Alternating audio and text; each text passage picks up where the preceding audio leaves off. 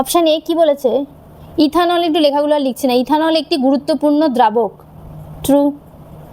তোমরা এর বৈশিষ্ট্যের মধ্যে এটা পড়তে পারবে, এটা একটা গুরুত্বপূর্ণ দ্রাবক। জল ও ইথানলের মিশ্রণ হিমাঙ্ক রূপে ব্যবহার করা হয়, এটাও ট্রু। বাট এটার ব্যাপারে কিছু বলার আছে, সেটা হচ্ছে যেটা কি করে ব্যবহার করা হয়। শীত প্রধান দেশে মেনলি এটা হয়, এটা একটু শুনে নাও গল্পের মতো করে। শীত প্রধান দেশে মোটর গাড়ির রেডিয়েটারে জলের পরিবর্তে জল ও ইথানলের মিশ্রণ ব্যবহার করা হয়, যেটা এখানে লিখেছে, জল ও ইথানলের মিশ্রণ হিমাঙ্ক রোধক রূপে ব্যবহার করা হয়। এবার কি হয়, ইথানল কি হয় একটুখানি লিখে দিই। ইথানল জলের সাথে সহজে মিশে যায়, ঠিক আছে, খুব ভালো মতো জলের সাথে সহজে মিশে যায়। এবার শীত প্রধান দেশে কি হয়, যে যেহেতু ওখানকার টেম্পারেচার অনেকটাই কম থাকে, তো সেজন্য কী হয়, জলটা কী হয় ধীরে ধীরে জমে যায় এবং আয়তনে বাড়ে, যেটা গাড়ির ইঞ্জিনের যে রেডিয়েটারটা সেটাকে ফাটিয়ে দিতে পারে, ঠিক আছে। তাই জন্য ইথানল আর জলের মিশ্রণটা কি করে, ইথানল ও জলের মিশ্রণ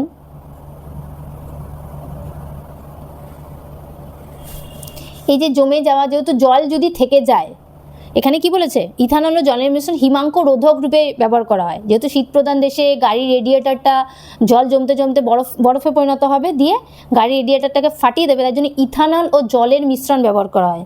এই জমে যাওয়াটাকে রোধ করতে পারে, জমে যাওয়া বরফটাকে রোধ করতে পারে।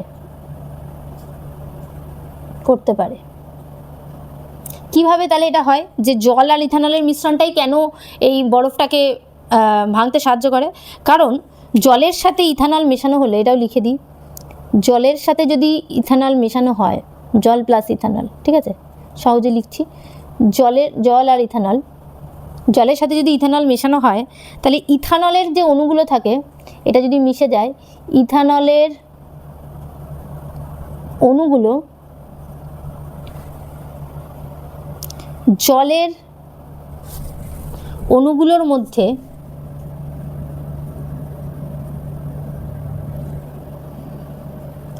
আণবিক বাধা সৃষ্টি করে, মানে জমতে দেয় না, বাধা সৃষ্টি করে।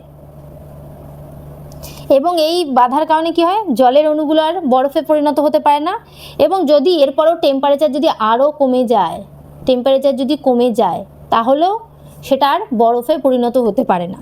তাই জন্য শীতপ্রধান দেশে ইথানল ও জলের মিশ্রণটা ব্যবহার করা হয় কিসের ক্ষেত্রে, মোটর গাড়ির রেডিয়েটারের জন্য, ঠিক আছে।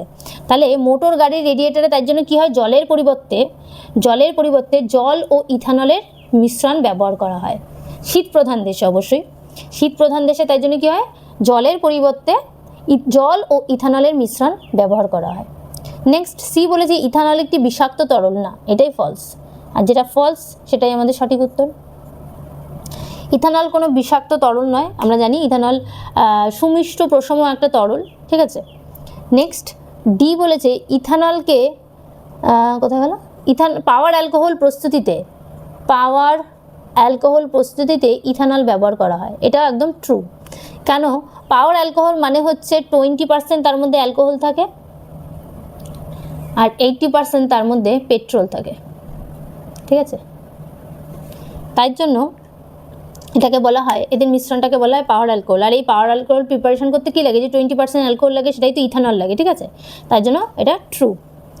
নেক্সট পরবর্তী কোয়েশ্চেন যাই, question number 57। Again false statement, ভালো যেটা মুছিনি। বলেছে, ইথানলের নিম্নলিখিত ভৌত ধর্মগুলির মধ্যে কোনটি সঠিক নয়, এটি জল অপেক্ষা হালকা। ট্রু, জলের থেকে এটা হালকা, তাই এটা তো আমাদের হচ্ছে না, ফলস স্টেটমেন্ট জানতে চাইছে। এর স্ফুটনাঙ্ক 78.3, এটাও ট্রু, তাহলে এটাও হচ্ছে না। এটি অতিশয় দাহ্য, এটা কি দাহ্য পদার্থ, একদমই তাই, ট্রু। কারণ কি, কারণ ইথানল, আচ্ছা ডিটেলসে লিখে দিই, এটা জেনে নাও তোমরা, এটা জানাটা দরকার। ইথানল অতিশয় দাহ্য কেন, ঠিক আছে। ইথানল অণুতে অক্সিজেন থাকে, কারণ সংকেত কি CH3CH2OH, অক্সিজেন থাকে যা জ্বলন প্রক্রিয়ায় সাহায্য করে, যার কারণে ইথানল হচ্ছে অতিশয় দাহ্য। আর একটা কারণ কি, ইথানল তো উদ্বায়ী, ইথানল কি উদ্বায়ী, তার মানে কি হয়, সে দ্রুত বাষ্পীভূত হয়, যার ফলে এই বাষ্পটা যদি বাতাসের সাথে মিশে যায় তাহলে একটা দাহ্য মিশ্রণ তৈরি করে, তাই জন্য ইথানল হচ্ছে অতিশয় দাহ্য। ঠিক আছে, নেক্সট অপশান ডি কি বলেছে, যে কোনো অনুপাতে জলে মেশে না, ফলস। এই মাত্র আমি আগের কোয়েশ্চেন নাম্বার 56-এই বলেছি যে এটা জলের সাথে কত সুন্দর মেশে এবং যার ফলে আমরা এর কি পজিটিভ পাই সেটাও আমি কোয়েশ্চেন নাম্বার 56-এ বলেছি যে এটার জন্য আমাদের কি লাভ হয়। ঠিক আছে, তাই 57-এর সঠিক উত্তর কী হয়ে গেল, অপশান ডি। নেক্সট পরবর্তী কোয়েশ্চেন যাই, কোয়েশ্চেন নাম্বার 58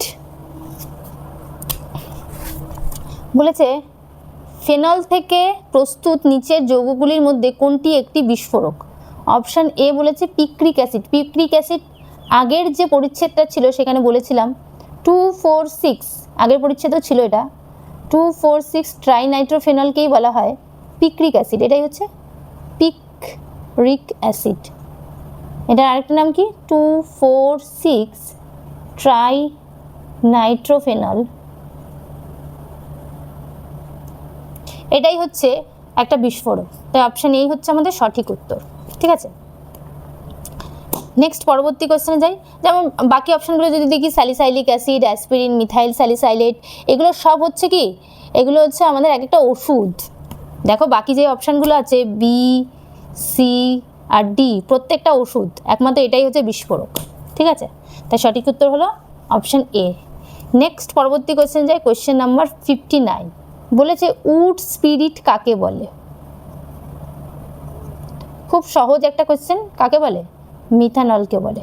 কেন বলে মিথানলকে, কেন উড স্পিরিট বলা হয়, কারণ পুরোনো দিনে না এটা হতো। ঠিক আছে, এখন তো বিভিন্ন প্রসেসে মিথানল উৎপন্ন হয়, পুরোনো দিনে কী হতো, কাঠকে বাতাসের অনুপস্থিতিতে উত্তপ্ত করা হতো এবং একটা তরল মিশ্রণ পাওয়া যেত। ঠিক আছে, এবং সেই তরল মিশ্রণ থেকে যদি আমরা পাতন করতাম তাহলেই আমরা মিথানল পেতাম। যেহেতু আমরা সরাসরি কাঠ থেকে এটা পাচ্ছি, তাই জন্য এটাকে বলা হয় উড স্পিরিট বা উড অ্যালকোহল। ঠিক আছে, তাহলে সঠিক উত্তর কি, অপশান ডি। ঠিক আছে, নেক্সট পরবর্তী কোয়েশ্চেনে যাই, কোয়েশ্চেন নাম্বার 60 কি বলেছে, প্রদত্ত বিক্রিয়ায় অ্যালকোহলের সক্রিয়তার ক্রম সবচাইতে ভালো কি। কি দিয়েছে এটা, একটা অ্যালকোহল অনাদ্র ZnCl2 আর HCl, এটাকে কি বলে, লুকাস বিকারক। তাহলে কোয়েশ্চেন নাম্বার 52 যারা খুব ভালো করে বুঝেছো, আমি ডিটেইলে বুঝিয়েছি, অবশ্যই কোয়েশ্চেন নাম্বার 52 দেখো, তাহলেই বুঝে যাবে কেন এটা সঠিক উত্তর। 3 ডিগ্রি, তারপর 2 ডিগ্রি, তারপরে 1 ডিগ্রি, এটা হবে আমাদের সঠিক উত্তর। কোয়েশ্চেন নাম্বার 52-তে এটা ডিসকাস করা হয়ে গেছে, তো তোমরা দেখে নিও। তো আজকে দেখো কোয়েশ্চেন নাম্বার 4.8 to 4.10 পরিচ্ছেদটা খুব ছোট ছিল, তো এটা কিন্তু সম্পূর্ণ শেষ হলো। ঠিক আছে।